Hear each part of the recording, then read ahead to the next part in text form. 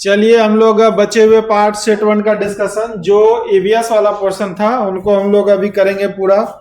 तो देखते हैं कि ईवीएस का पहला प्रश्न आपका 31 नंबर में दिया गया है। इनमें प्रश्न क्या है, ठीक है। आप हमारे व्हाट्सएप के माध्यम से इस टेस्ट सीरीज को प्राप्त कर सकते हैं। 9709774739 मात्र 151 रुपए में आपका पीडीएफ मिलेगा। 3 दिन पे एक सेट होती है। कुल मिलाकर के 10 सेट में आपका एग्जाम तक आपका कंप्लीट कर दिया जाएगा। 10 सेट का मात्र 151 रुपए चार्ज रखा गया है पीडीएफ के माध्यम से। बाद बाकी ऑफलाइन क्लास भी चलती है, ऑफलाइन टेस्ट भी आप लोग आकर के लगा सकते हैं, उसका चार्ज अलग से है। चलिए हम लोग स्टार्ट करते हैं। पहला क्वेश्चन क्या है जरा देखिए। सहयोगात्मक अधिगम में पुराने एवं अधिक दक्ष विद्यार्थी छोटे एवं कम कुशल विद्यार्थियों का आकलन करते हैं। समूह में द्वंद्व, गहन प्रतियोगिता, और भी ऑप्शन को देखिए जरा सा। उच्च उपलब्धि और स्व गरिमा, उच्च नैतिक विकास। प्रश्न समझ में आया क्या? नहीं। प्रश्न को अगर समझे नहीं तो उसको दोबारा देख लीजिए। यहाँ देखिए कहता है सहयोगात्मक। सहयोगात्मक का मतलब क्या होता है? एक दूसरे का हेल्प करना, ठीक है।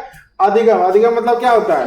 सीखना, मतलब एक दूसरे का मदद करते हुए क्या कर रहे हैं? सीख रहे हैं। एवं पुराने एवं अधिक दक्ष। अधिक दक्ष का मतलब होता है काफी ज्यादा स्किल्ड विद्यार्थी। जो पुराने हैं वो काफी ज्यादा एक्सपीरियंस और स्किल्ड होते हैं, अर्थात दक्ष होते हैं। विद्यार्थी छोटे एवं कम कुशल विद्यार्थियों के आकलन करते हैं, ठीक है। छोटे एवं कम, जैसे कि कोई नया बच्चा आया उसको तो कुछ पता नहीं है, ठीक है। जो पुराना है उसको सब बात पता है, कैसे क्या पढ़ाई चलती है। तो कम कुशल विद्यार्थियों का आकलन करते हैं समूह में, गहन प्रतियोगिता में। कैसे उसका गहन कर उच्च उपलब्धि और स्व गरिमा के कारण। अच्छा, वो उनको खुद ज्यादा एक्सपीरियंस है, उच्च उपलब्धि को वो हासिल कर चुका है, जिस कारण से उसको सब बात पता है। स्व गरिमा का मतलब है स्व से आकलन करना, है ना। तो इस तरह से आपका राइट आंसर दिखा रहा है सी नंबर। नेक्स्ट, सीमा। प्रत्येक पाठ को रट कर, दिखाई दे रहा है क्या? सीमा प्रत्येक पाठ को रट कर तुरंत सीख लेती है। सीमा प्रत्येक पाठ को रट कर तुरंत सीख लेती है। जबकि लीना चर्चा एवं ब्रेनस्टॉर्मिंग, मस्तिष्क आलोडन के बाद प्रत्येक पाठ को समझती है। यह डैश के विकासात्मक सिद्धांत की ओर संकेत करता है, ठीक है। कोई बच्चा रट रहा है, कोई समझ रहा है, तो इसमें कौन सा विकास हो रहा है? सामान्य से विशिष्ट की ओर, निरंतरता, अंतर संबंध, व्यक्तिक भिन्नता। व्यक्तिक भिन्नता है, अर्थात हर व्यक्ति की समझदारी, कैपेसिटी, सीखना, लड़ना, ये सब अलग अलग होता है। एक ही क्लास में बच्चा पढ़ता है, किसी का सिलेक्शन हो जाता है, किसी का नहीं होता है। काहे? क्योंकि लेक्चर तो एक ही सुना, सब बात एक ही सुना, लेकिन अपना अंडरस्टैंडिंग कैपेसिटी के बदौलत कोई पास कर जाता है, कोई नहीं कर पाता। तो ये व्यक्तिक भिन्नता है। क्यों होता है व्यक्तिक भिन्नता? व्यक्तिक भिन्नता इसलिए होता है क्योंकि हर बच्चे एक ही स्कूल में पढ़ाई करके नहीं आया। हर बच्चे का फैमिली बैकग्राउंड एक ही जैसा नहीं है। हर बच्चे का परिवेश, पलना, बड़ा होना एक जैसा नहीं है, इसीलिए दिमाग भी अलग अलग होता है। समझ में आया? इसीलिए इसको कहते हैं व्यक्तिक भिन्नता। हर व्यक्ति एक दूसरे से क्या है? भिन्न है। जैसे उसको लाल पसंद है, इसको काला पसंद है, सबको अलग अलग, है ना। उसी तरह से माइंड की कैपेसिटी होती है कि हर व्यक्ति में क्या होता है? भिन्नता पाया जाता है। हर व्यक्ति में क्या पाया जाता है? भिन्नता पाया जाता है। इस कारण से किसी को रट्टा मारा जा रहा है, किसी को समझ के पढ़ा जा रहा है, बस समझे ना। और किसी को लिख के पढ़ा जाता है। हम लिखते हैं तो हमको याद हो जाता है, इसका मतलब ये हुआ, ठीक है। आप लोग भी अगर लिखिएगा तो लिखने से बहुत याद होता है, ठीक है ना। नेक्स्ट पॉइंट, निम्नलिखित में से रोग का वह समूह चुनिए जो मच्छर से फैलता है। सब पता ही है। नेक्स्ट पॉइंट, सांप के संदर्भ में सही कथन को चुनिए। सांप का क्या क्या है यहाँ पर कहानी दिखाई दे रहा है? सांप के संदर्भ में निम्न कथन को चुनिए, जरा बताइए। हमारे देश में केवल 4 तरह के जहरीले सांप पाए जाते हैं। क्या हमको पढ़ाए नहीं थे ईवीएस में? ये बात पढ़ाए थे ना, ये आपका सवाल में भी आ गया ना, देखे ना। तो इसका मतलब 1 नंबर तो सही है। 1 नंबर जिसमें वो सही, इसका मतलब डी वाला नहीं होगा। समझ में आ गया बात? डी वाला तो होगा ही नहीं। उसके बाद नाक, खोखला, जहरीले सांप का एक प्रकार है। जी सर। 2 नंबर भी सही है। जहरीले सांप के 4 खोखले दांत होते हैं। जब सांप किसी व्यक्ति को काटता है तो सही में चला जाता है। जहर इन खोखले दांत से उनके शरीर में, दांत से नहीं अलग से निकालता है, वो केवल दरार करता है और दरार में वो अलग से डालता है। यही है ना? 1 2 ठीक है। तो 3 नंबर नहीं होगा, 1 2 4, 1 2 4 आपका सी नंबर में। इसका राइट आंसर क्या हो जाएगा? सी। और ये आपका ईवीएस में पढ़ाया जा चुका था, पिछले क्लास जाकर के देखिएगा वीडियो। निम्नलिखित में से पेट्रोलियम से सही अभिलक्षण चुनिए। बताइए पेट्रोलियम में क्या क्या होता है, जरा बताइए जरा। 35 नंबर का प्रश्न है आपका।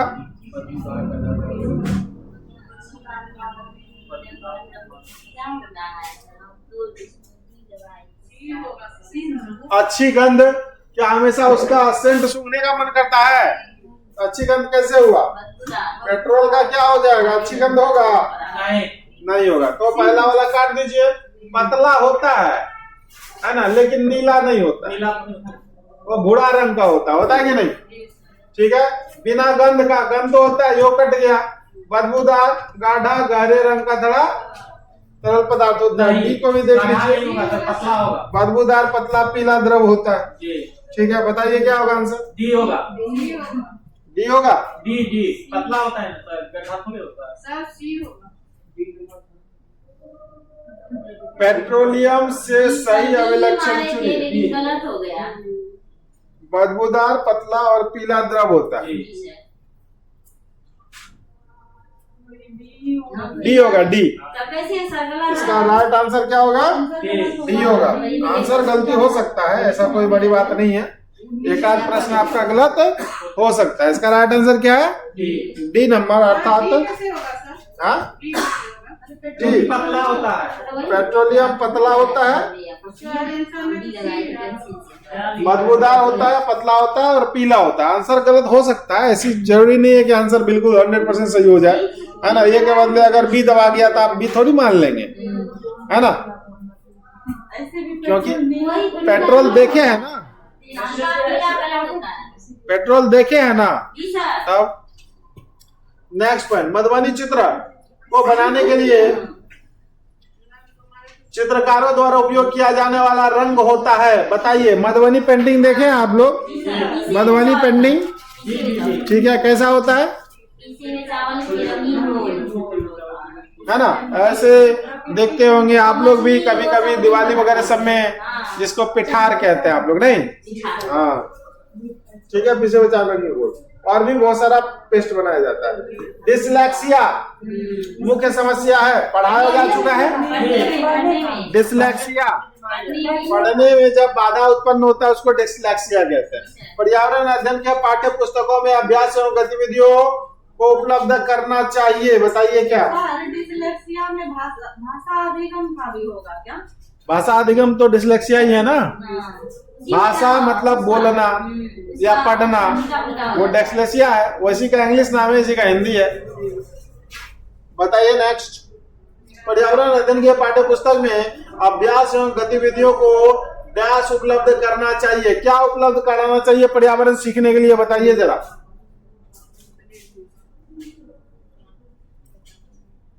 बताइए फटाक से। दिखाई नहीं दे रहा, सामने आके बैठिए। गलत हो गया।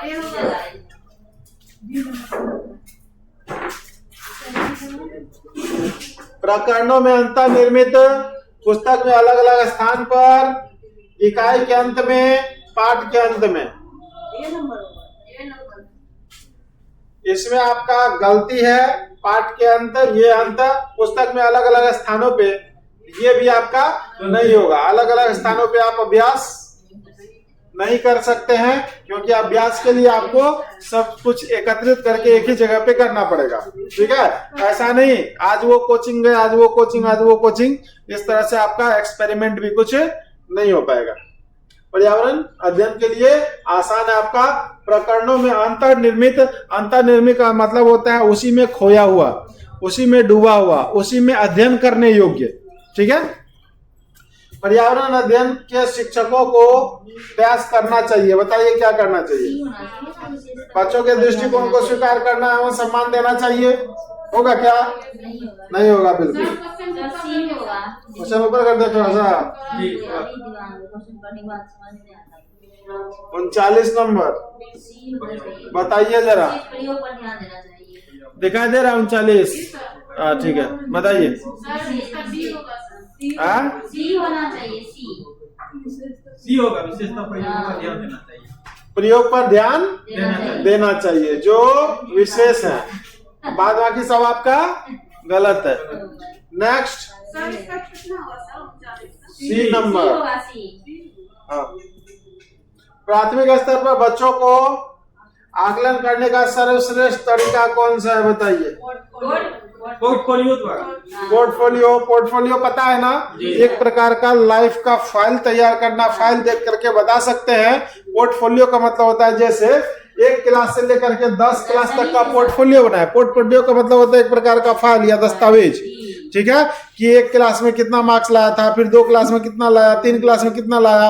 अगर ऐसा एक फाइल मिल जाए तो किसी के जिंदगी का आप अध्ययन करके बता सकते हैं ना, कि पोर्टफोलियो देख करके कि आपका पढ़ाई बैकग्राउंड कैसे रहा। जैसे मैट्रिक में मैथ में कितना नंबर था? 80 नंबर। इसका मतलब तेज थे। और किसी का 30 नंबर था, किसी का 20 नंबर था, तो वो भूसगोल था। तो पोर्टफोलियो देख करके बता देते हैं ना। तो वो पोर्टफोलियो एक प्रकार का पूरा फाइल तैयार करना हो गया किसी के लाइफ का। बात समझे? चोरी से लाए थे क्या? नहीं था, सबसे ज्यादा मेरे में।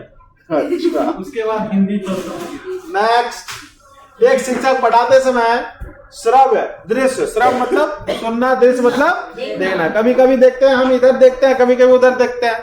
इधर देखते हुए मेरा कान इधर से सुनता है आप लोग का बात, ठीक है। वही चीज है यहाँ पर लिखा हुआ है।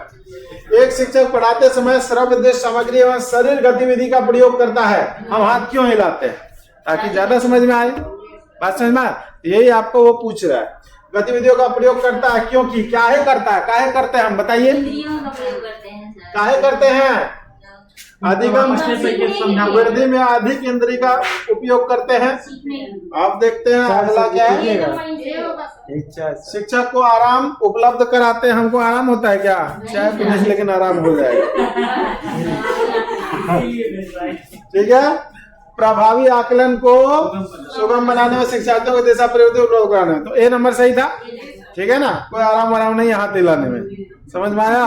या आप आकर के एक बार पढ़ा के देखिए, पता चल जाएगा, ठीक है। नेक्स्ट पॉइंट 42, डैश के अलावा निम्नलिखित पर्यावरण अध्ययन पढ़ने की विधियां हैं। व्याख्यान के अलावा 42 का बताइए जरा। सी होगा। व्याख्या करके बताना।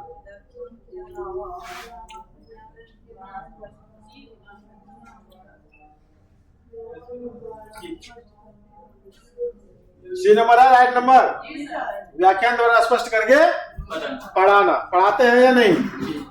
डैश के अलावा बच्चों के विकास को आकार देने वाला वातावरणीय कारकों में निम्नलिखित शामिल हैं। डैश के अलावा बच्चों के विकास को आकार देने वाले वातावरण कारक कौन से हैं, बताइए। शिक्षा का शरीर स्वस्थ रहेगा तो अच्छा करेगा। सही बात है, स्वस्थ रहेगा तो अच्छा। स्वस्थ होने के लिए पौष्टिक गुणवत्ता वाला भोजन चाहिए। अगर माथा दर्द करेगा तो पढ़ने में मन लगेगा, पेट दर्द करेगा तो मन लगेगा। तो सबसे पहले जाएंगे अपना घर, सूतेंगे, तो दवाई लेंगे कि जल्दी से माथा दर्द पेट दर्द ठीक हो, उसके बाद फिर पढ़ेंगे, ठीक है।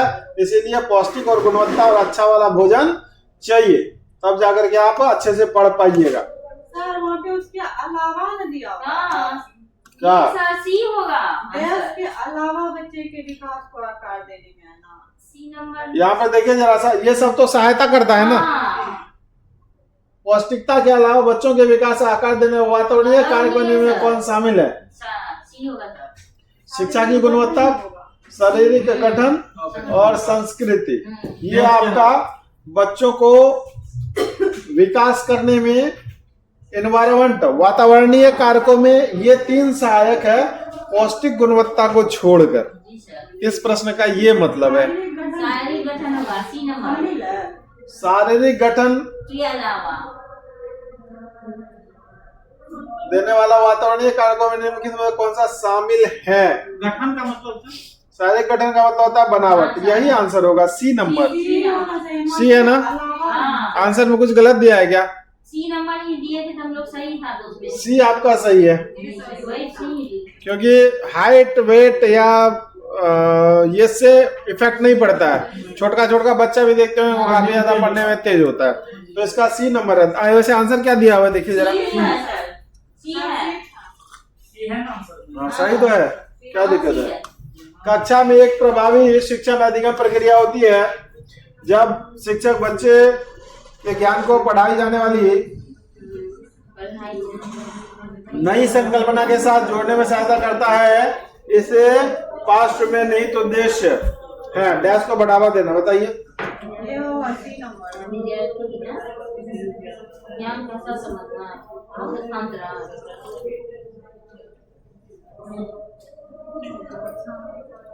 ज्ञान का सहसंबंध एवं हस्तांतरण ही सही है, बाद बाकी वो सब ऑप्शन ही गलत लग रहा है। सही है ना?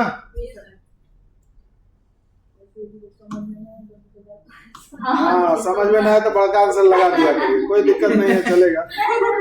ऑप्शन इसीलिए देता है वो, नहीं तो उतना बड़का देने का वो लोग काहे देगा, उसको भी आस्कत लगता है ना, इतना बड़का काहे लिखेंगे। नहीं सही बात है, जब समझ में आए तो बड़का। हाँ वही करना है। अगर तुक्का मारना हो तो जो सबसे लंबा चौड़ा आंसर हो उसी पे मार दीजिएगा। रोहन के विद्यालय में एक विज्ञान प्रदर्शनी का आयोजन किया गया था। इनका आयोजन एक उद्देश्य के साथ किया गया था। आपके विचार से कौन सा उद्देश्य सर्वाधिक उपयुक्त है? बताइए। विद्यालय का नाम प्रसिद्ध करना है, अभिभावकों को संतुष्ट करना है, विभिन्न व्यवसाय के लिए विद्यार्थियों को प्रशिक्षित करना है, शिक्षार्थियों को सृजनात्मक माध्यम उपलब्ध कराना है। डी नंबर होगा, क्योंकि इसको मल्टीपल टाइप का डेवलपमेंट चाहिए, है ना। सृजनात्मक मतलब नया नया निर्माण करना, सृजन करना। नेक्स्ट, कासा के विषय में इसका तो ये होगा जिसका उपयोग गोलकुंडा के किले में मिली तोप में किया गया था। सही कथन का चुनिए। कासा, कासा में क्या होता है?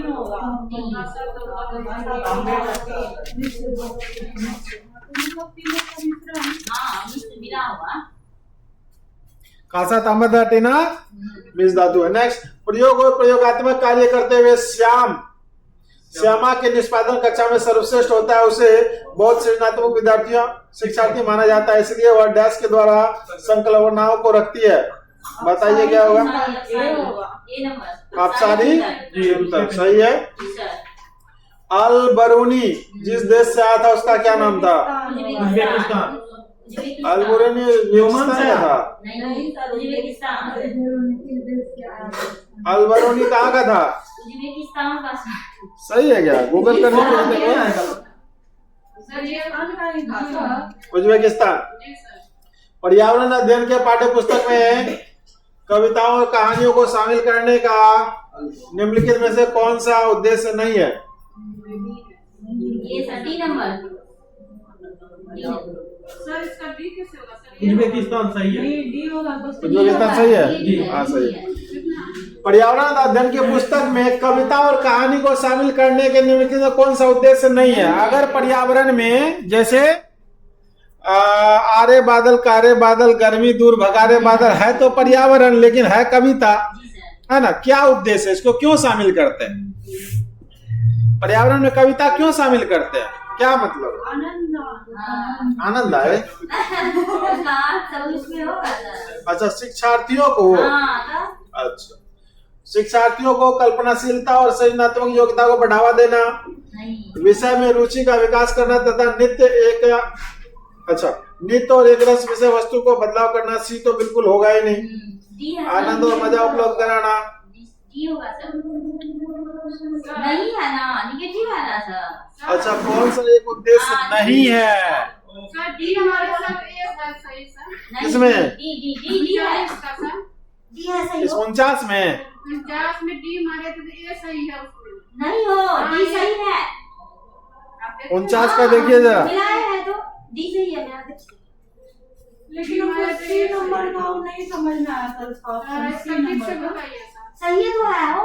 इसमें कहता है, देखिए पर्यावरण अध्ययन की पाठ्य पुस्तक में कविता और कहानी को शामिल करने का क्या उद्देश्य है? जैसे पर्यावरण हम पढ़ा रहे हैं, ठीक है, कविता और कहानी जो उसमें हम शामिल किए हैं, ठीक है, चिड़िया चहचहाती है, हवा बहता है, हवा का झोंका, इस तरह का बहुत सारा, खरा हिमालय बता रहा है, डरो ना आंधी पानी में। तो ये सब का उद्देश्य क्या है? मजा लेना? नहीं मजा लेना नहीं ना, तो तो मजा लेना वाला नहीं होगा। आनंद और मजा इससे काम नहीं है। ये नित्य और एक रस विषय वस्तु के में बदलाव करना चाहता है, ये सही है। विषय में रुचि का विकास करने के लिए वो बच्चा को जल्दी जल्दी याद हो, उसमें इंटरेस्ट जगे पर्यावरण के प्रति, इसलिए वो किया गया, ये भी सही है।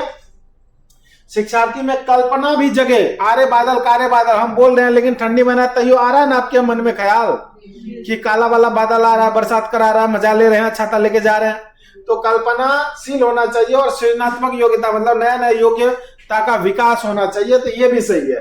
तो ए सही है, बी सही है, सी सही है, ये वाला गलत है। यहाँ पूछा कौन सा उद्देश्य नहीं है, तो नहीं वाला में डी नंबर इसका करेक्ट।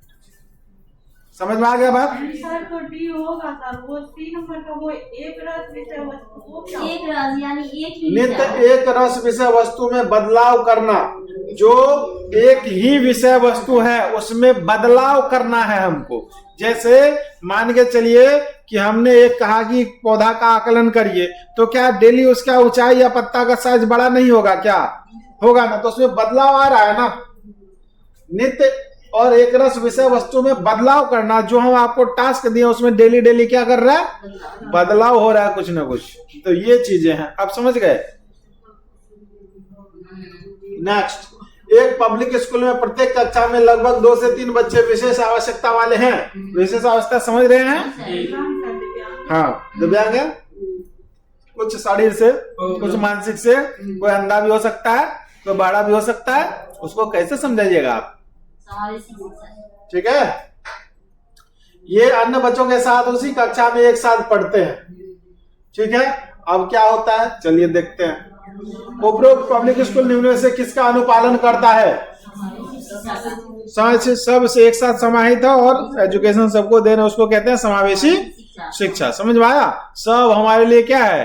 बराबर। हमारे पास भी बहुत सारे ऐसे बच्चे आते हैं जो अपाहिज होते हैं, है ना, तो समावेशी शिक्षा देते हैं, शिक्षा में कोई कमी नहीं करते हैं, लेकिन उसके फीस में कमी जरूर कर देते हैं। फीस नहीं लेंगे, बात समझ में आया, लेकिन एजुकेशन उसको समान देंगे, क्योंकि क्लास में जो हम लेक्चर बोलते हैं, इतना बकबक करते हैं, वो भी तो बैठ करके सुनता है, लेकिन पैसा उसको नहीं लगा, परंतु शिक्षा उसको पूरा पूरा मिला। तो हमारे तरफ से समावेशी शिक्षा है, इक्वल एजुकेशन है। बात समझे?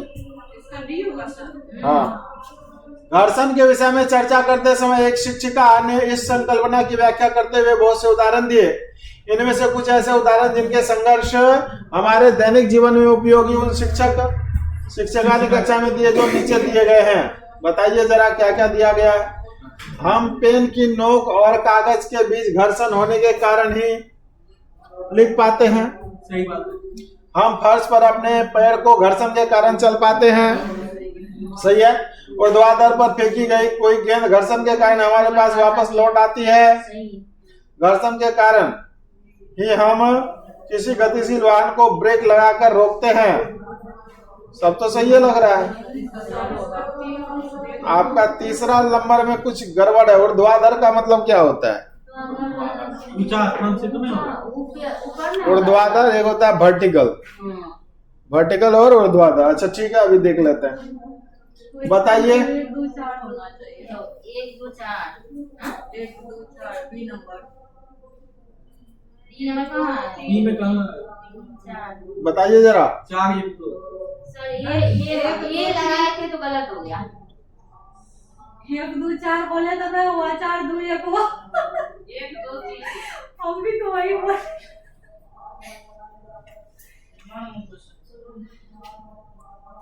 यहाँ पर ऑल करेक्ट होना चाहिए। हम पेन का नोक कागज घर्षण बीज के कारण लिख पाते हैं। लिखना किसके कारण हो पा रहा है? घर्षण के कारण, क्योंकि बॉल उसमें चलता है, उसको रगड़ना पड़ता है, घर्षण के कारण चलता है। ऊर्ध्वाधर पर फेंकी गई गेंद घर्षण के कारण हमारे पास, घर्षण नहीं, ये गुरुत्वाकर्षण के कारण आता है। तो आपका हाँ, ये 3 नंबर गलत। 3 नंबर गलत है। 1, 2 और 4 इसका राइट आंसर है। 1, 2, 4 किसमें है? 1, 2, 4 बी नंबर इसका करेक्ट। ये क्या है? 1, 2, 4 इसमें है, बी में है ना। हाँ, सही है। ठीक है, तो इसका राइट आंसर क्या हो जाएगा? B number. गुरुत्वाकर्षण नहीं समझे उसको, घर्षण एक गुरुत्वाकर्षण समझ इधर, गुरुत्वाकर्षण दिमाग में क्या, घर्षण एक समझ। वही ना, छोटा छोटा मिस्टेक हो जाता है। इसका आंसर क्या होगा? बोलिए जरा। 51 का बी। बी। चलिए नेक्स्ट पॉइंट। एक पश्मीना शॉल लगभग डैश साधारण स्वेटर के बराबर गर्म होती है तथा एक साधारण पश्मीना शॉल को बुनने हेतु घंटों का समय लगता है। समस लिखा हुआ है, लेकिन समय लगता है। बताइए कितना लगता है? बुने हैं ये पश्मीना शॉल उधर के बस ये मतलब ये जो एक टाइप की बकरी से जो निकलती है। 0 और 6 वाला इधर वाला, ये क्या है? हम सोचे कि ये 6 स्वेटर के बराबर, यानी 6 स्वेटर के बराबर है क्या? है ना? लेकिन ये डी हम दिए थे, लेकिन गलत हो गया। 10 घंटा लगता है। नहीं सर, 6 वाला होगा, डी वाला हम लगाया, लेकिन यहाँ गलत हो गया। 6,250 हाँ कैसे? सर 6,250 ही हमको याद था। पढ़ाई क्वेश्चन ये है कि मतलब वो जो कितना समय लगता है? हाँ वो उतना स्वेटर के हिसाब से हाँ, ये बता रहा और है। इस साइड का जो है कितना घंटा घंटा लगता है, ये बता रहा है। 10 स्वेटर 200 घंटा। नहीं सर, 6 स्वेटर, 6 वाला 6 स्वेटर 250 घंटा। हाँ। 200 घंटा होगा। 200 नहीं, 250 घंटा। ये निकला कहाँ से, आया कहाँ से? सर वो एक बकरी से निकलती है पश्मीना शॉल। बकरी के अथी में से निकलती है, एक पश्मीना टाइप की साल वाला बकरी है। क्वेश्चन आप बताए थे सीडीपी में, हमको ये वाला याद था, लेकिन गलत हो जाता है। ये पढ़ाए थे? हाँ इतने- पता नहीं, ये टाइप तो अजीब टाइप का क्वेश्चन है। में एनसीईआरटी में भी ये सर, इसको बहुत डीप में नहीं किया हुआ है, कितना घंटा लगेगा नहीं लगेगा, इसके बारे में पढ़े थे बढ़िया। हाँ सर पढ़ाए हैं। पढ़ाए थे, ठीक है देख लीजिएगा, हमको तो याद नहीं आ रहा। तो सर सी हो गया सही। हम तो डी लगाए थे, डी मेरा गलत है, लेकिन आपको एकदम इसका याद है आंसर क्या है? कि डी सही है। सी। सी है, ऑप्शन में सही है सर। 10,200 ये ठोस और फिर सर एक बार ये करिए ना, गूगल करिए ना, तब पता अंदाज चलेगा। में थोड़ा सा भूल रहे हैं पर ये 6 स्वेटर ये 6 हम जान रहे हैं, रुकिए, सर याद है 6 से बता देते हैं अभी, रुकिए, 250 गूगल घंटा।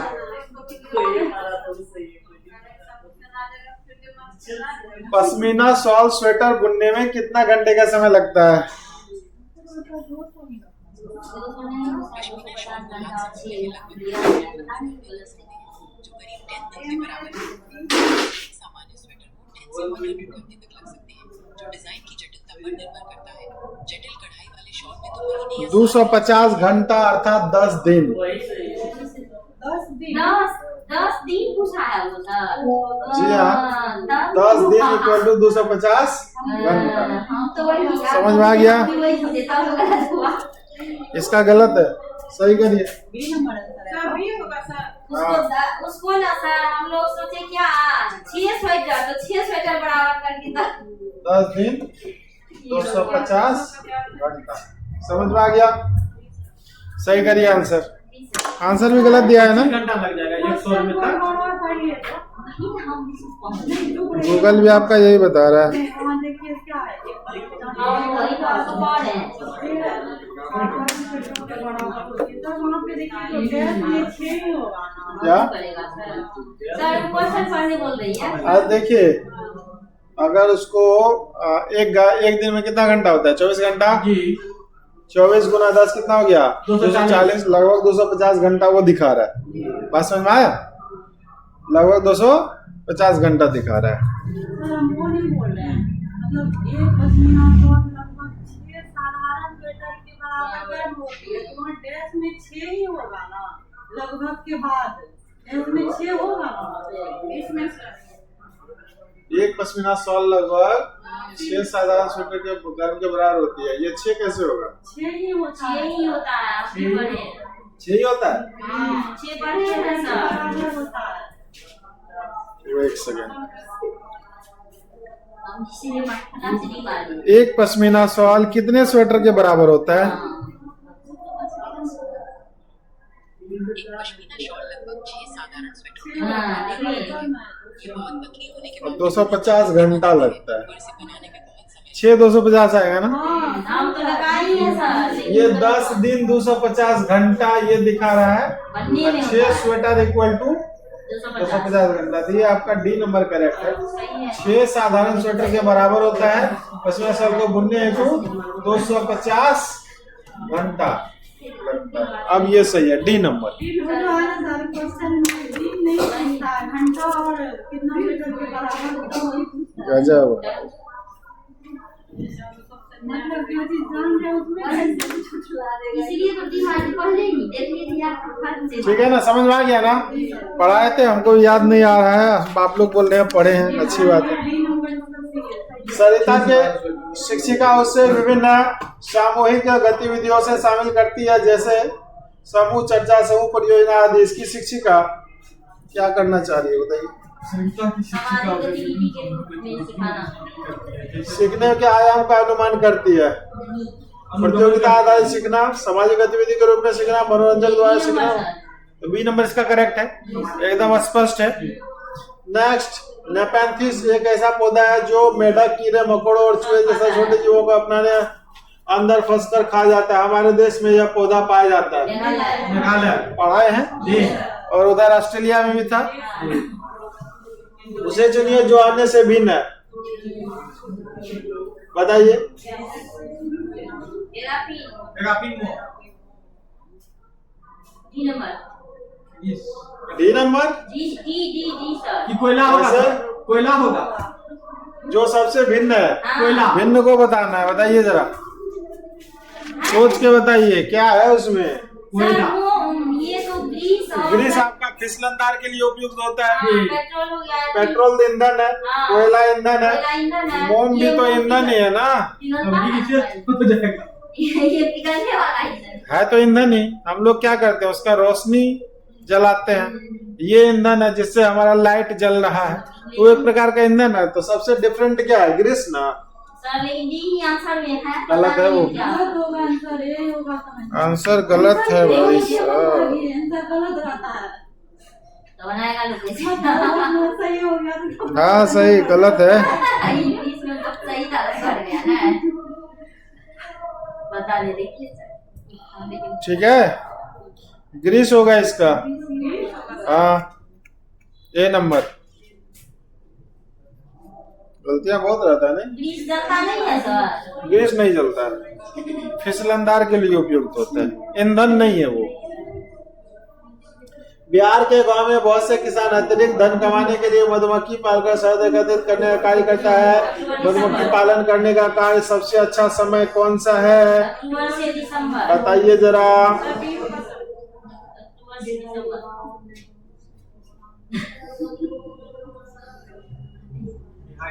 ताकि मच्छी इधर उधर उड़े नहीं, आसानी से आपका वो मध जमा करे, यही होगा ना? पानी तैयार करें। ठीक है, अक्टूबर से दिसंबर। एक ही तरह की फसल बार बार उगाने से, बहुत सारे रासायनिक का उपयोग करने से मृदा क्या हो जाता है? नष्ट हो जाएगा सर। बंजर हो जाता है। जी। ठीक, कौन सा लेह और लद्दाख के मकान की विशेषता चुनिए? पढ़ा चुके हैं, पढ़ाए हैं या नहीं? याद आ रहा है? बताइए जरा। लेह और लद्दाख के मकान, पेड़ के तने से बनी लकड़ी, ढालू छतें, निचली मंजिल में कोई खिड़की नहीं। कोई खिड़की नहीं रहती है। और ऑप्शन होगा ना। ये सही है, वो सही है। जी। अब देखिए आगे क्या। होगा आंसर इसका। हाँ? 1 और 2 सही है। पत्थर, मिट्टी और चूने से बनी दीवार, लकड़ी के लकड़ी के फर्श। तो पत्थर, मिट्टी, मिट्टी से तो नहीं बनता है। बनता है। एक दो ठीक है ना, 1 2 4 देखिए किसमें है?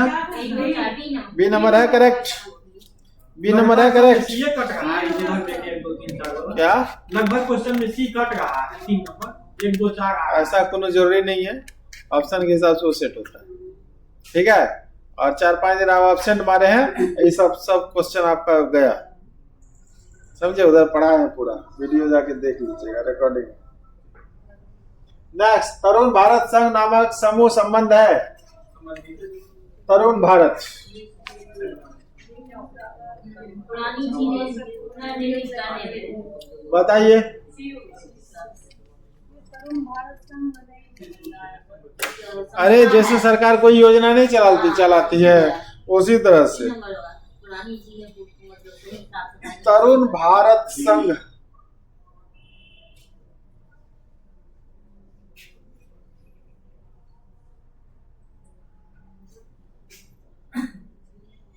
जल राजेंद्र सिंह किया था जल संरक्षण अधिनियम से। इसका मतलब झील मतलब पानी बचाने का काम हो रहा है। बात समझ में आया? तरुण भारत का संबंध किससे है? पुरानी झील को बचाने से, जल बचाव से संबंधित है। अब बात समझे? जैसे सुंदरलाल बहुगुणा का संबंध किससे है? वृक्ष बचाओ, पेड़ बचाओ आंदोलन, चिपको आंदोलन। उसी तरह से ये पानी बचाओ राजेंद्र सिंह ने किया। लिख लीजिए, जल बचाओ आंदोलन राजेंद्र सिंह के द्वारा चलाया गया। जल बचाओ आंदोलन राजेंद्र सिंह के द्वारा किया गया। जल मैन भी उसको बोलते हैं, जल मैन। जल बचाओ आंदोलन, तरुण भारत संघ मतलब जल बचाओ आंदोलन के लिए बोल सकते हैं। हाँ, जल संरक्षण के लिए जल बचाओ आंदोलन राजेंद्र सिंह के द्वारा गया। जल मैन का उपाधि उसको देते हैं। भारत का जल मैन कौन है? राजेंद्र सिंह। वाटरमैन राजेंद्र सिंह। वायुमंडल का सबसे निचली परत को क्या कहते हैं? क्षोभमंडल। पता ही है। उसके बाद आपका गणित आ जा रहा है, अभी करना है क्या? नहीं सर, कर लीजिएगा ना आप लोग गणित। सबसे भारी है सामने। हाँ? समावेशी विद्यालय में अपनी कक्षा में दृष्टिबाधित छात्राओं की आवश्यकताओं को कैसे पूरा करेंगे? शिक्षण अधिगम में वैकल्पिक प्रणालियों के साधनों का प्रयोग कर उन्हें विशेष शिक्षक के पास भेजकर उन्हें अभ्यास के लिए अतिरिक्त समय देकर उन्हें उच्च उपलब्धि वाले छात्रों के साथ बैठाकर। बताइए 61 का करेक्ट आंसर क्या होगा?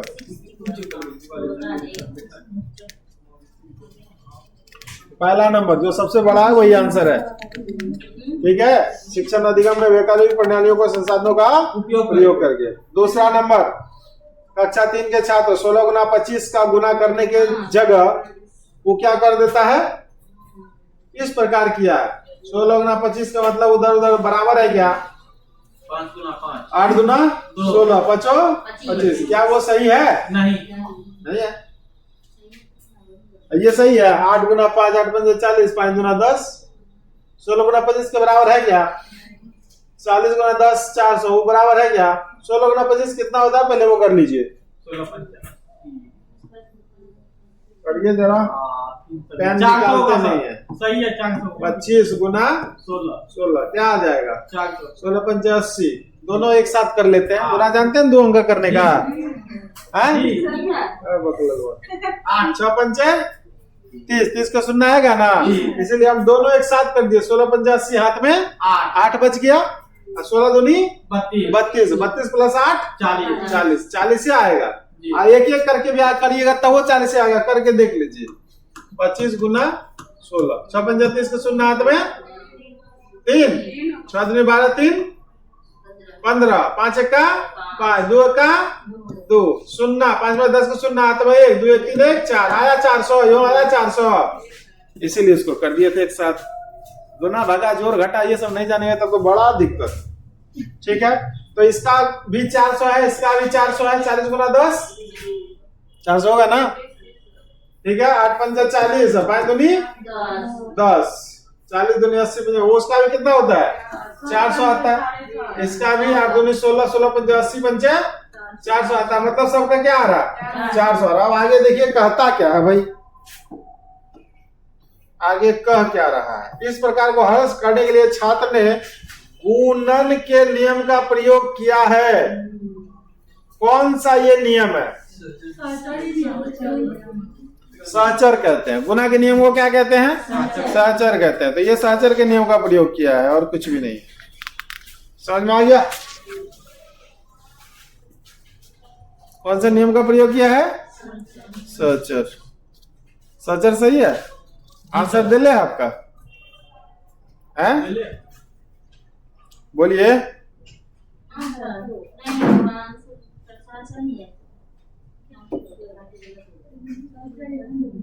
देखिए जरा साचा नियम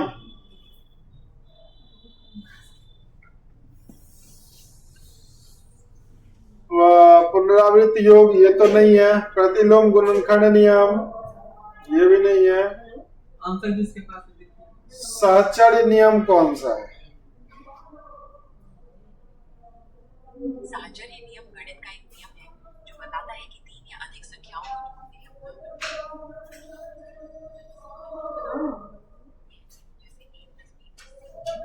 साचा नियम है, कितनों भी गुना कर दीजिए उसका उत्तर वही रहेगा, वो चेंज नहीं होता है। इसका कहने का मतलब यही है। तो इसका राइट आंसर क्या हो जाएगा? साचा नियम। वितरण नियम क्या होता है? अलग अलग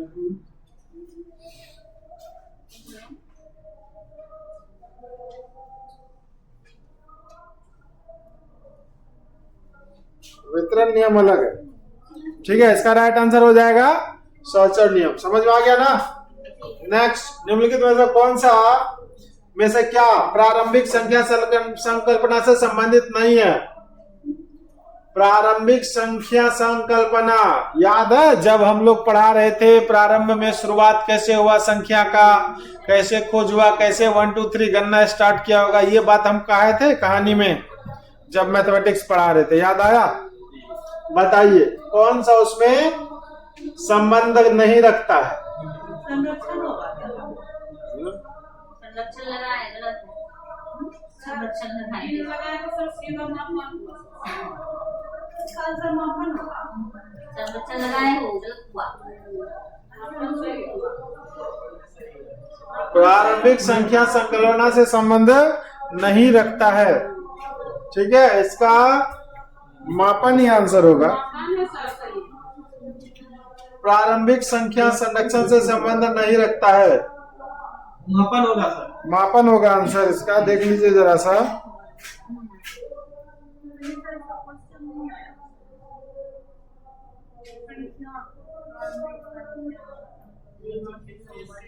ठीक है ना? इसका क्या हो जाएगा? मापन। मापन। ठीक है, वर्ग समावेश करते थे, संरक्षण करते थे। संरक्षण मतलब संरक्षित करके रखना, किसी वस्तु का वर्गीकरण भी करते थे, मापन नहीं करते थे। संख्यावाचक और संख्या के विषय में निम्नलिखित में से कौन से कथन सही है? संख्या एक प्रतीक है जिसे संख्या को प्रदर्शित करने के लिए उपयोग किया जाता है। बी में है एक संख्या को विभिन्न संख्याओं द्वारा प्रदर्शित किया जा सकता है। बताइए। सी नंबर ए बी दोनों सही है।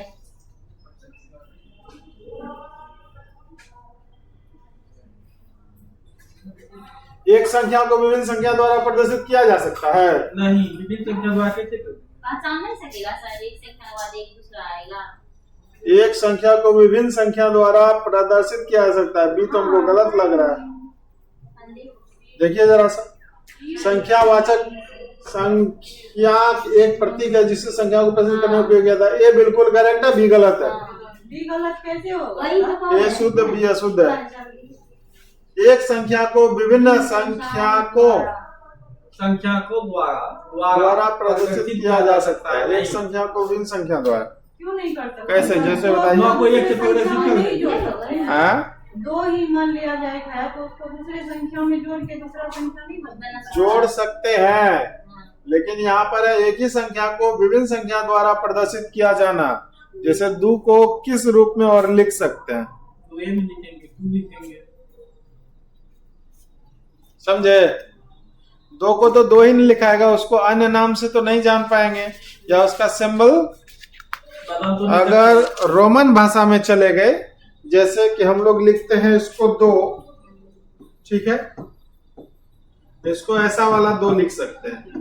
3 तो इसको ऐसा वाला 3 लिख सकते हैं। इस संदर्भ में आपका दोनों सही होगा, लेकिन अगर ऐसा नहीं मानते हैं तो आपका केवल एक सही होता है।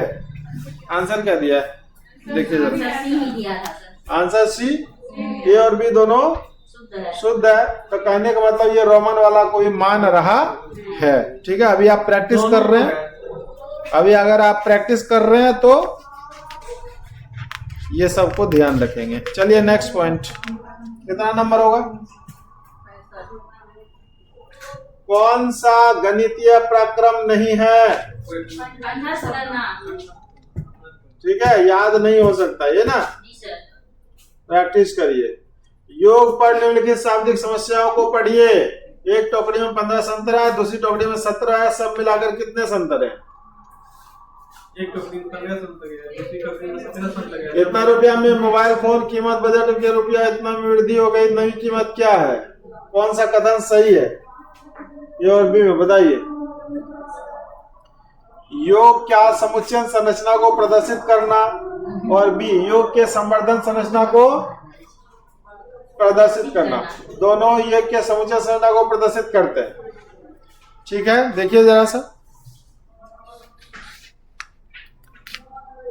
दोनों योग के संवर्धन ए योग का संवर्धन संरचना प्रदर्शित करता है, बी योग के समुच्चय संरचना को प्रदर्शित करता है। दोनों में तो वृद्धि ही हो रहा है ना, नहीं हो रहा है? दोनों में क्या हो रहा है? वृद्धि हो रहा है। प्रश्न को देख लीजिए एक बार, 66 नंबर देखिए, पढ़िए एक बार प्रश्नों को। सब मिला के कितने संतर हैं? यहाँ पर कहता है इतना का मोबाइल फोन बजट के बाद, फोन कीमत में बजट के बाद रुपया इतना वृद्धि हो गई। ठीक है, नई कीमत क्या? अच्छा, ये है आपका, आप खरीदे थे, अब दाम बढ़ गया, और यहाँ पर दोनों ऐड करके है। ठीक है, तो आप इसका दाम बढ़ा नहीं सकते। मोबाइल हाथ में है, वैल्यू बढ़ गया, वो अलग चीजें हैं। बजट आया था गवर्नमेंट का, उसके बाद उसका वैल्यू बढ़ गया। बात समझे? जैसे मान के चलिए आपने सोना खरीदा, उसका दाम बढ़ गया, सोना तो उतने है, दाम ना बढ़ा है। बात समझे ना? सोना तो उतने है, 100 ग्राम का 100 ग्राम ही, लेकिन दाम उसका हो गया 10 लाख। ठीक है, खरीदे थे 5 लाख में, उसका दाम क्या हो गया? बढ़ गया। तो एक में आपका जोड़ है, एक में आपका कीमत में वृद्धि दिखा रहा है। इसका देखिए जरा सा, करेक्ट आंसर क्या होगा? योग का समुच्चय प्रदर्शित करता है, योग का संवर्धन संरचना को प्रदर्शित करता है। दोनों ही योग समुच्चय संरचना प्रदर्शित, दोनों तो नहीं होगा बी नंबर, दोनों ही योग के संवर्धन संरचना का प्रदर्शन, ये भी नहीं होगा। योग का संवर्धन संरचना प्रदर्शित करता है, योग का समुच्चय संरचना प्रदर्शित करता है। ए और डी में देखिए क्या करेक्ट? ए है ना? हाँ, वो सही है। बी और सी तो सेम सेम है आपका दोनों में, क्योंकि सेम बात कहा ही नहीं गया है, तो बिल्कुल कट ही जाएगा। ठीक है, और आपका ऊपर वाला और नीचे वाला में देखने के बाद वहां पर आपको करेक्ट आंसर ढूंढना है, फिर भी 50-50% चांस रहता है आपको मारने का। ए नंबर करेक्ट है। पियाजे के प्रस्ताव के अनुसार माप में विभिन्न भौतिक राशियों के संरक्षण की योग्यता के विषय में सही कथन को पहचानिए। बताइए जरा सा, इसका करेक्ट आंसर क्या होगा पियाजे के प्रस्ताव के अनुसार?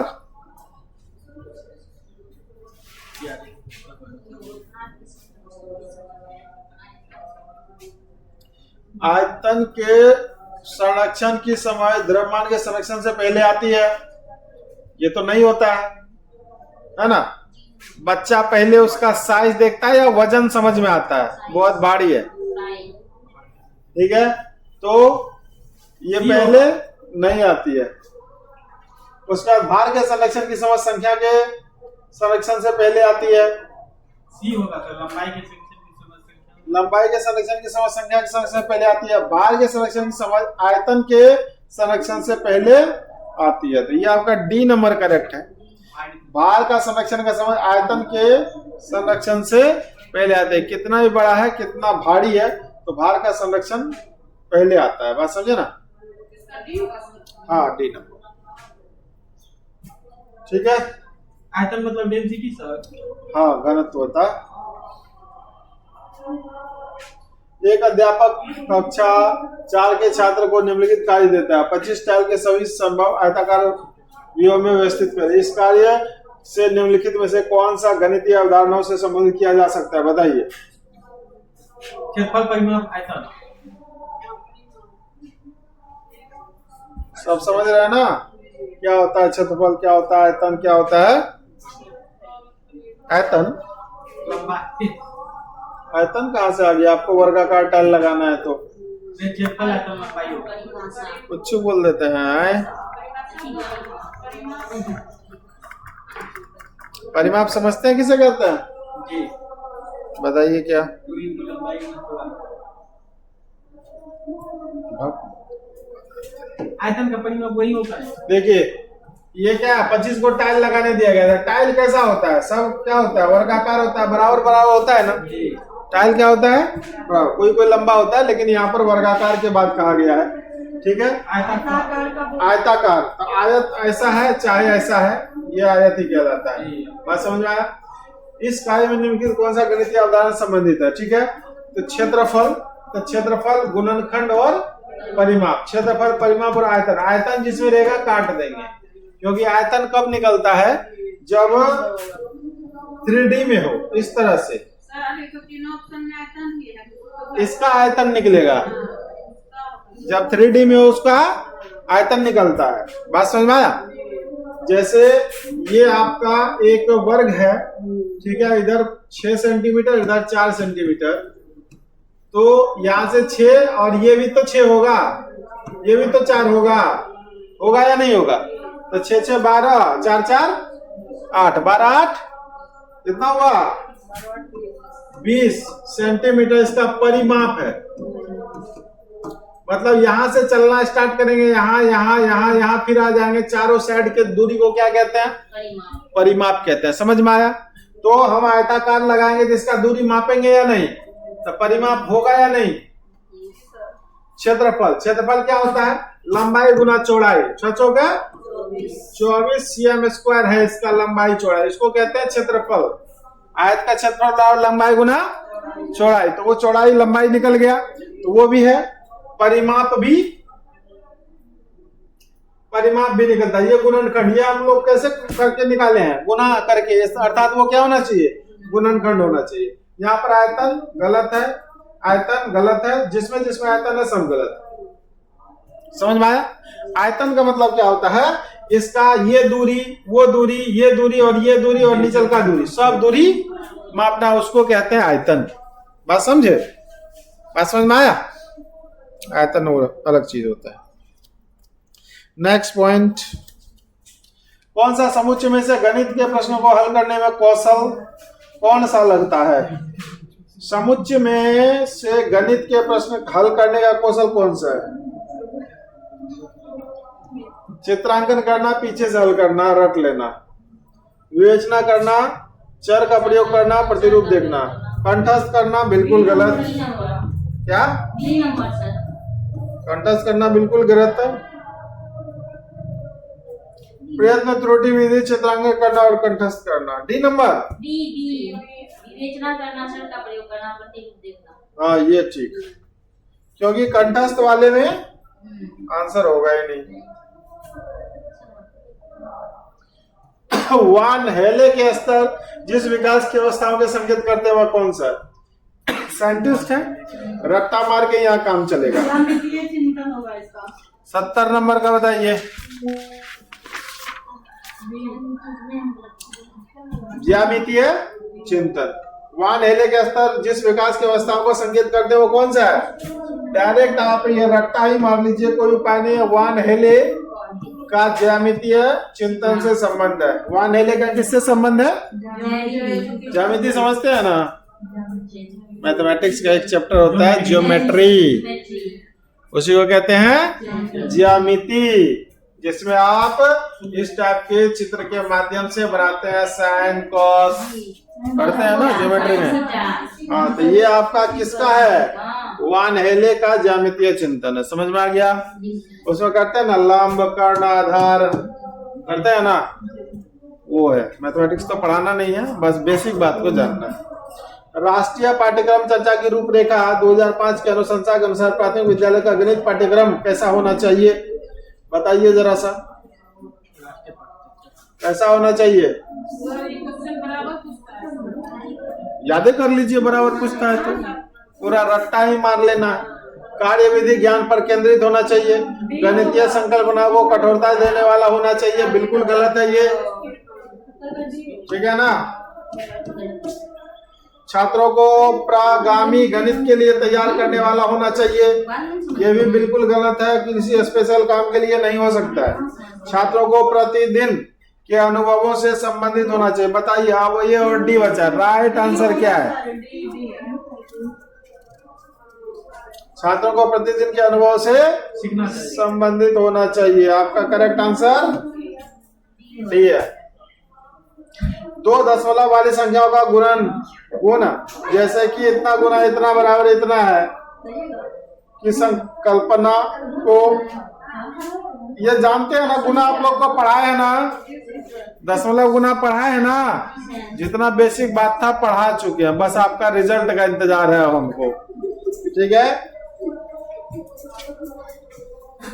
इसलिए हम ये सब पहले भी पढ़ा चुके थे कि आप लोग थोड़ा सा कौन सा शिक्षण अधिगम समाधान उचित है बताइए। टेलर का गिनतारा, संख्या chart, graph paper, Dienes blocks. Graph paper पे ही होता है, वहां पर देखते होंगे ग्राफ में, ग्राफ के बीच में एकदम पतला पतला सा लाइन रहता है। जैसे माना कि ये एक ग्राफ है, ग्राफ में इस टाइप का रहता है ना, 10, 20, 30, 40, 50, लेकिन इसके बीच देखिए 1, 2, 3, 4, 5, 6, 7, 8, 9, 10। तो यहाँ पर 10.2 करना है, तो यहाँ पर हम लाइन खींचा हुआ यहाँ पर डायरेक्ट बना सकते हैं कि नहीं, बात समझे। तो ग्राफ पर आपका सेट होता है। नेक्स्ट, प्राथमिक स्तर पर विद्यालय के गणित के अधिगम का मूल्यांकन करने के लिए निम्नलिखित में से कौन सा प्रभावशाली योजना नहीं है। गणित का मूल्यांकन करना है, विद्यार्थियों की त्रुटि को जानकर उन्हें तर्क या विश्लेषण किया जाए। कौन सा नहीं है पूछ रहा है, तो ये तो है, ठीक है। ऐसे कार्य अभिकल्पना की जाए जिसमें एक से अधिक स्तर के उत्तर प्राप्त हो सकते हैं। मुख्यतः समूह संचालित कार्यों का उपयोग किया जाए। ऐसे कार्य की अभिकल्पना किया जाए जो यंत्रवत रटने और संकलन समझ के अंतर किया जा सके। बिल्कुल गलत है ना। बाद बाकी ऊपर तीनों सही है, तो आपका 73 नंबर का करेक्ट हो जाता है। कौन सा नंबर? डी नंबर, जो बिल्कुल गलत है। नेक्स्ट, हो गया, खत्म कर दीजिए गणित। नहीं सर, गणितीय अध्यापन को प्रभावी बनाने के निम्नलिखित में कौन सी विधि सही नहीं है? बताइए कौन सा विधि सही नहीं है। आपको जैसे ही नहीं मिले तो नहीं पर सबसे पहले टिक्का मार दीजिए, ताकि आपको पता चले गलत ढूंढना है। ए नंबर ए होगा, ए सर 74 ये करेक्ट है, खाली बड़का देके ना मार देते हैं। हालांकि ठीक है तरीका। एक स्थल में आधे छात्र बैडमिंटन खेलते हैं, ठीक है। स्कूल नहीं हुआ, स्कूल होना था। 1/4 वॉलीबॉल, 1/8 टेनिस, 1/16 शतरंज, बाकी तैराकी। यदि वॉलीबॉल खेलने वालों की संख्या 160 है तो कितने छात्र शतरंज खेलते हैं? तो ये आपको कैलकुलेट करके बनाना पड़ेगा। थोड़ा सा टफ सवाल है। क्या कहता है यहाँ? ये तो आपको प्रैक्टिस पे बनेगा। इसमें है क्या? आधे एक स्कूल में आधे छात्र बैडमिंटन खेलते हैं, आधा क्या खेलता है? बैडमिंटन। तो यहाँ पर दिया हुआ है यदि वॉलीबॉल खेलने की संख्या 160 है, वॉलीबॉल कितना खेलता है? 160। 1/4 वॉलीबॉल खेलता है, 1/4 क्या खेलता है? तो यहाँ पर 1/4 बराबर 1/4 बराबर 160 होगा? नहीं होगा। अरे दोनों बात बराबर है ना। कहता है 1/4 वॉलीबॉल खेलता है, 1/4 बराबर 160। प्रश्न में ही बात कह रहा है ना, नहीं कह रहा है। अगर प्रश्न ये बात कह रहा है तो एक इधर रहने देते हैं, तो एक बराबर कितना हो जाएगा? 160 गुना 4, 16 चौके 64, शून्य आ गया, बराबर एक बराबर कितना हो गया? 640। टोटल विद्यार्थी कितना है? 640 है। टोटल विद्यार्थी कितना हो गया? 640। अब इसमें क्या मांग रहा है? कितने छात्र शतरंज खेलते हैं? 1/16 छात्र शतरंज खेलते हैं, तो 640 का 1/16, 16 चौके 64, 64 पे शून्य आ गया, कितना हो गया? 40 हो गया। करेक्ट। क्या था इसमें? बस प्रैक्टिस की कमी है और कुछ नहीं। प्रैक्टिस नहीं करते इसीलिए गलती हो रहा है। 2, 4, 5 नंबर बढ़ जाएगा तो बढ़िया हो जाएगा। तो इसका मतलब मैथ का ज्यादा से ज्यादा आप लोग क्या करिए? प्रैक्टिस करिए। अगला प्रश्न को देखिए। क्या सर फटने कर देते हैं। कई ठो मैथे बचा है, कौन सा सही नहीं है। 1 मिली बराबर 0.1, 3 लीटर बराबर 300 मिली, तो बी नंबर तो गलत है। जी 3000 मिलीलीटर होगा ना, जी सर। हो गया। इसके बाद इतना में भागा देने पे क्या होगा बताइए, कितना आया? एक होगा भाग लग जाना 18, 12 12 कट गया, 2 शून्य 3 शून्य एक साथ लगे तो 0 0 बीच में आएगा ना।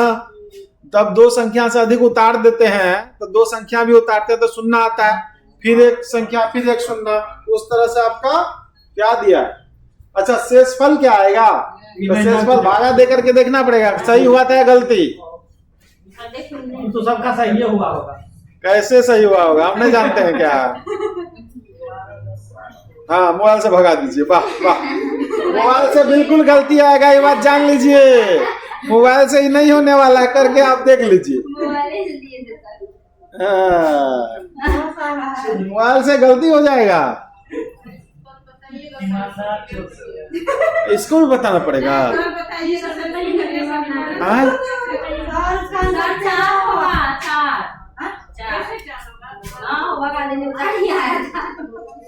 अरे वहां पे कहता है कि प्रश्न में मत गोजिए, तो उसका सुनना ही नहीं है, आपको यहाँ कर देना 12 से 12 डायरेक्ट। ठीक है, 12 1 का 12 कट गया, सूत्रा 10 शून्य उतरा, फिर नहीं तो कुछ 1 उतरा, तो 12 दही 120 होता है, 12 नमा 108 होता है। आपको जब पहाड़ा पता नहीं है तो मैथ कैसे बनाइएगा? जा रे जा, हम तो कूद के मर जाएंगे इसी में। पानी से सकते। ये भगवान 8 यहाँ पर कितना है जी?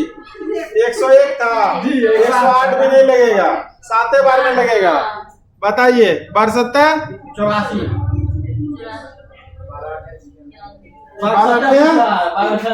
12 96 96 कितना बचा? 5 आया। 96 में अगर जोड़ दिए 5 तो 101 होता है ना, 5 5 पर 2 आया 52। अब 12 चौके 48, 4 बार में 48 कट गया, कितना बचा? 4 48 4 बार होता है, 4 बच गया शेष। आंसर है बी नंबर। इसमें क्या था? कुछ नहीं। भगवान कहाँ है? हमको उठाइए ना, तो इन लोग को उठाइए।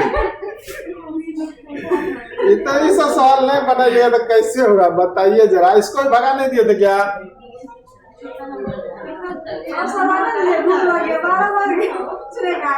कुछ नहीं खाए हैं, खा के काहे आते हैं? लेके आ जाइए, हम खाएंगे, क्या दिक्कत है? ठीक है ना, चलिए अब यहीं तक रहने देते हैं। बाप रे बाप, मेहनत नहीं हो रहा है, सीधा सा बात है। मैथमेटिक्स पे मेहनत नहीं कर रहे हैं।